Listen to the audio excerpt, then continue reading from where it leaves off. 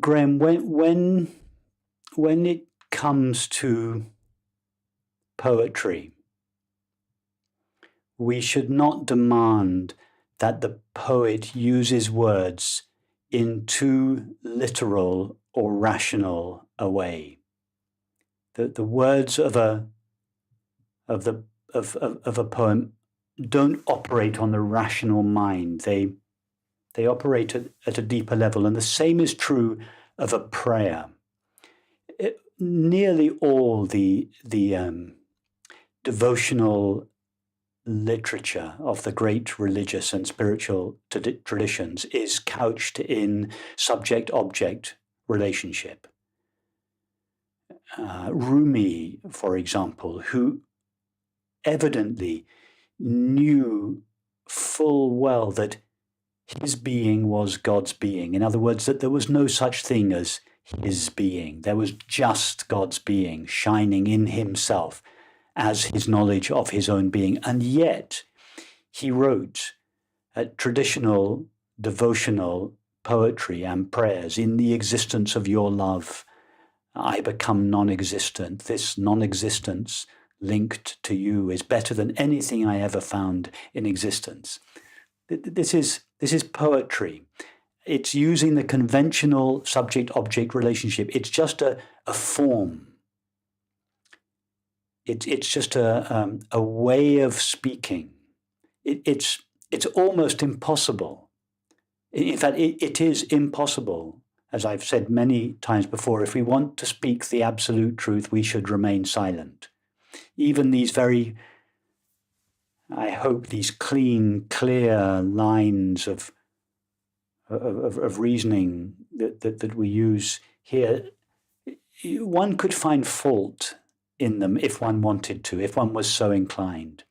So the main thing to understand is that the God to whom we might pray, if we're inclined to pray in words like that, the God to whom one might pray is the God that we are. It is a prayer of ourself to ourself, couched in the limitations of language. I guess my question then would be, do we pray at all? Do we just sit in abidance? Graham, sitting in abidance, abiding as being, is the ultimate prayer. Liberate your idea of prayer from the belief that it is something that is contained in words or expressed in words. It might be, but that's really the outer form of prayer. And I don't mean any criticism of it. It's beautiful to pray with words, but that's really it's the prelude to true prayer, which is an attitude of the heart, not something we speak with the mouth. So abidance, being knowingly the presence of awareness or resting in being, is the highest form of prayer. That's why, remember, God's name is I am. What does the words I am signify? They are the first form, the first name that is given to being. If we were to say to being, tell us something about yourself, if it could speak, it would say, I am. So I am is the name of being.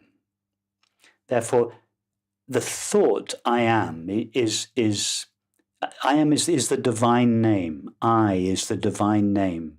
One only needs sound it once. It's the highest mantra. You sound it once, and then you abide in that to which it refers. That is the ultimate prayer. So if you're not, as you know, Graham, I'm a closet Sufi. I love these prayers. Father, to thee I offer my whole being, a vessel emptied of self. Accept, Lord, this my emptiness, and so fill me with thy. So I love this because it's. But if you don't, if it provokes resistance in you, then just bypass it. Go straight. Well, the strange thing is it doesn't. I use it now. Oh, perfect. Now, but it's just I suddenly went, well, who am I praying to? That's too literal a question.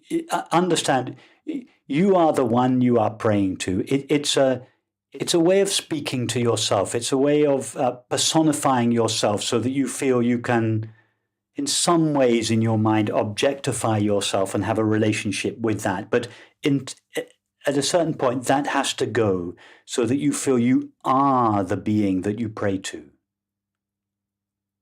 Remember the beautiful prayer of the Italian monk, Lord, thou art the love with which I love thee. He was a monk who was directing his love towards God. This was his main practice, directing his love towards God. And then suddenly this beautiful revelation that God doesn't exist as an object of his love.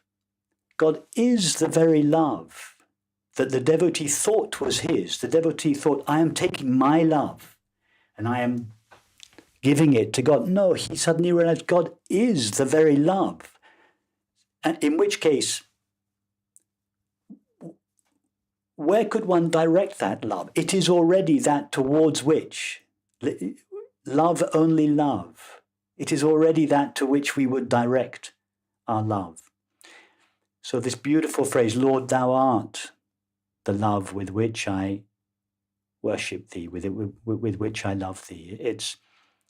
But he probably still went on with his prayers and his devotions.